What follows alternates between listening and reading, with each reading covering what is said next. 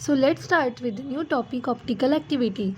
We have studied about the enantiomers and diastereomers. Enantiomers are those which have all the properties same, that are all the physical properties are same, like melting point, boiling point, solubility, but their optical activity is different. So what is different?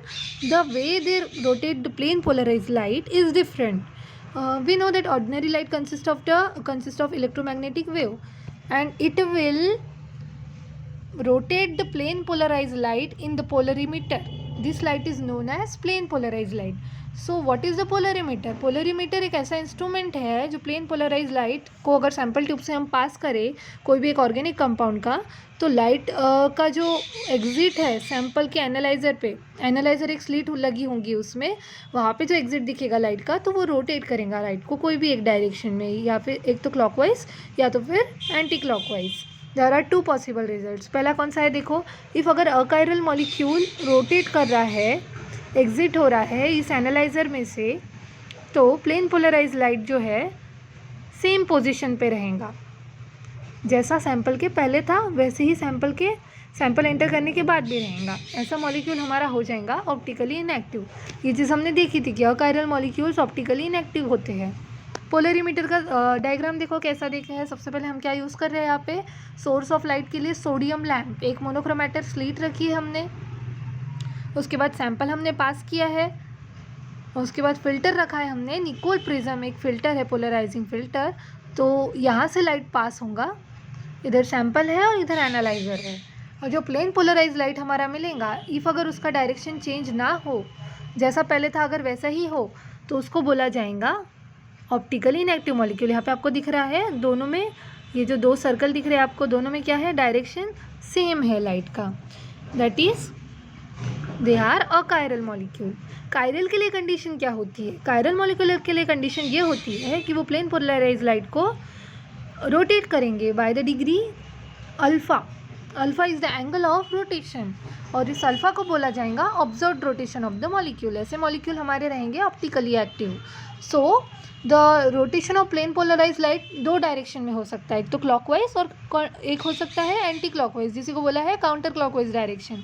Clockwise direction में जब भी rotate करेगा तो हमको उसको लिखना है dextro rotatory, symbol है डी और प्लस. और एंटी क्लॉकवाइज में रोटेट कर रहा है तो उसको बोलेंगे लीवो रोटेटरी, माइनस और एल.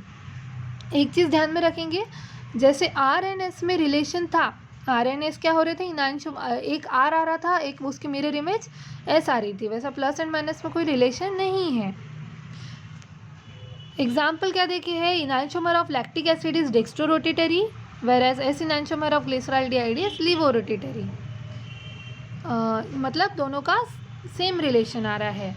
आई हैव थोड़ा गलत बता दिया मैंने. यहाँ पे क्या लिखा है, no relationship exist between the R and S prefixes that designate configuration and the plus and minus designation indicating optical rotation. जो आर एंड एस है, ज़रूरी नहीं कि आर ही हमेशा प्लस रहेगा और एस ही हमेशा माइनस रहेगा, ये चीज़ यहाँ लिखी है. इन दोनों में कोई रिलेशन नहीं है, लेकिन एक जो मिरर इमेज है वो प्लस रहेंगी और दूसरी मिरर इमेज माइनस रहेंगी. This is the point. So let's see the question, how does rotation of two enantiomer can be compared. तो ये चीज़ हमको अभी बताई मैंने कि दोनों का डायरेक्शन अलग रहेगा, एक को प्लस साइन मिलेगा, एक को माइनस साइन मिलेगा. अगर एक इनैंशियोमर क्लॉकवाइज रोटेट कर रहा है तो दूसरा इनैंशियोमर क्या करेगा, एंटी क्लॉकवाइज रोटेट करेगा.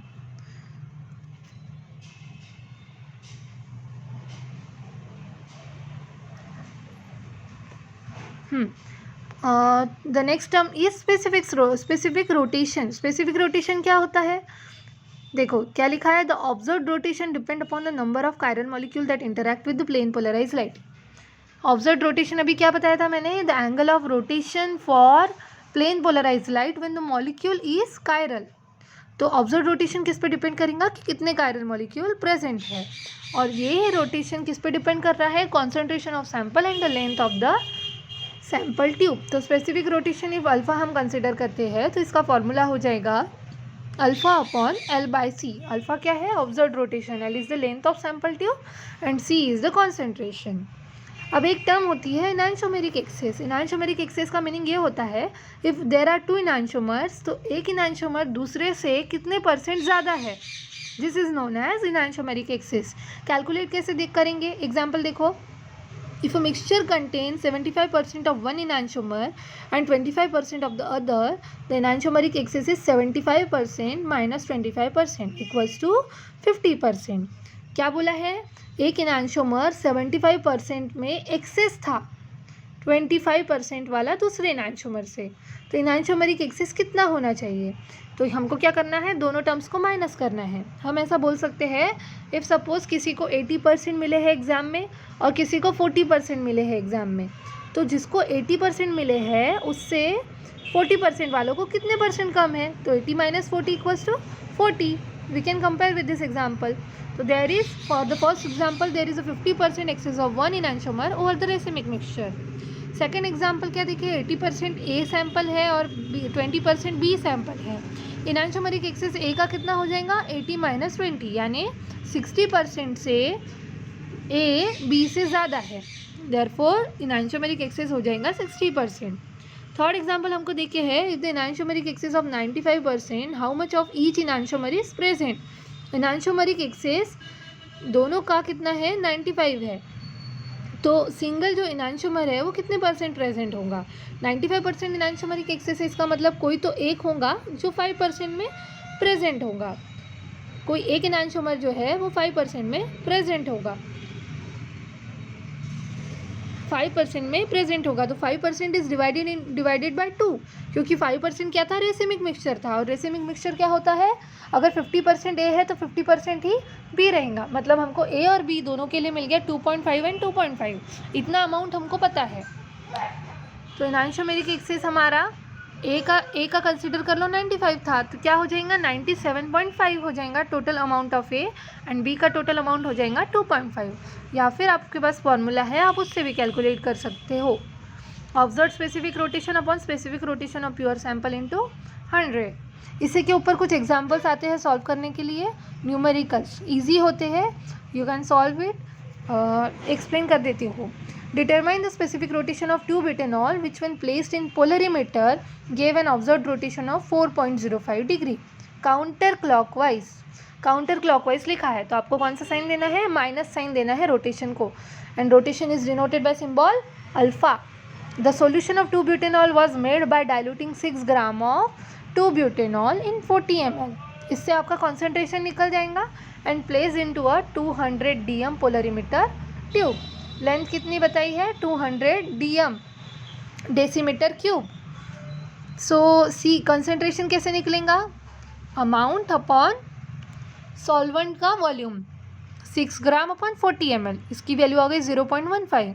अल्फा आपको पता था 4.05, काउंटर क्लॉकवाइज था इसीलिए माइनस साइन आया.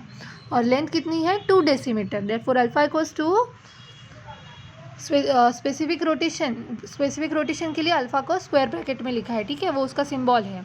Alpha equals to alpha upon L into C, and you will get the value -13.5 degree Celsius नहीं, रोटेशन का एंगल क्या, एंगल का डिग्री क्या, एंगल का यूनिट क्या है? डिग्री है, -13.5 degree. Next example, the concentration of cholesterol dissolving chloroform is 6.15 gram per 100 ml of solution. A portion of this solution is 5 cm polarimeter tube. Give an observed rotation of -1.2. Calculate specific rotation of cholesterol. पहला part solve कर लेते हैं. क्या बोला है? Concentration हमको निकालना है 6.15 ग्राम पर 100 ml. ये कॉन्सेंट्रेशन देके इसको कैलकुलेट कर लो. नेक्स्ट स्पेसिफिक रोटेशन कितना देके है? स्पेसिफिक नहीं गिवन है, ऑब्जर्व गिवन है. स्पेसिफिक कैलकुलेट करना है. ऑब्जर्व की वैल्यू है -1.2 एंड लेंथ गिवन है पोलरीमीटर ट्यूब का 5 सेंटीमीटर. तो हमको सेंटीमीटर को डेसीमीटर में कन्वर्ट करना है. 5 सेंटीमीटर इक्वल्स टू 0.5 डेसीमीटर होता है, ठीक है. तो अल्फ़ा का फॉर्मूला क्या है? अल्फ़ा अपॉन एल इंटू सी. वैल्यू पुट कर दो, आंसर आ जाएगा.